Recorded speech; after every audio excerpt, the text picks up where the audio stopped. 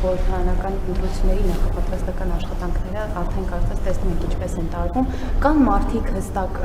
ովքեր ձեզ հետ ճանապարհ չեն կարող անցնել, ունեք այդպիսի կանոն, որ պետք է մինչ ցուցակում ընդգրկելը բարեվարկության քննություն անցկացնեք եւ զտեք ցուցակը։ Գիտեք, որ ասում եք ինձ հետ, ընդհանրապես ուզում եմ բոլորիս հիշեցնել, որ ես եւ մյուսները իմ անձով չի պայմանավորված մեր քաղաքական գործունեությունը։ Քաղաքացիական պայմանագիր կուսակցությունը ժողովրդավարական կուսակցություն է, որի իրականացրած ընտրական process-ները տեղի ունենում բաց, թափանցիկ, եւ այնտեղ որոշումները կայացնում են կոլեգիալ։ Ես կուսակցության վարչության նախագահն եմ, ում նաև կանոնադրության սահմանված դեպքերում եւ կարգով, որի ձայնը ունի վճռորոշ նշանակություն։ Բայց դա չի նշանակում, որ այդ հարցերին դուք ասում եք ինձ հետ լուծվում են անձնական հարթության վրա։ Այդ բոլոր հարցերը կան,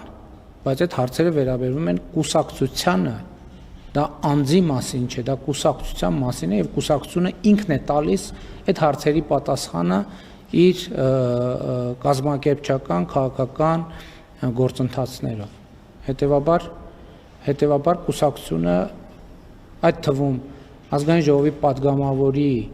առաջադրված տեխնացուների գրանցման գործընթացում կտա այդ հարցի պատասխան։ Հետևաբար ովքեր կգրանցվեն որպես падգամավորի տեխնացու, նրանք կարող են եւ մենք էլ, որովհետեւ ես էլ եմ падգամավորի տեխնացուի միջալուց նույն տրամաբանության մեջ այդ ցուցակում ընդգրկվելու եւ հավակնում եմ նաեւ լինել վարչապետի տեխնացու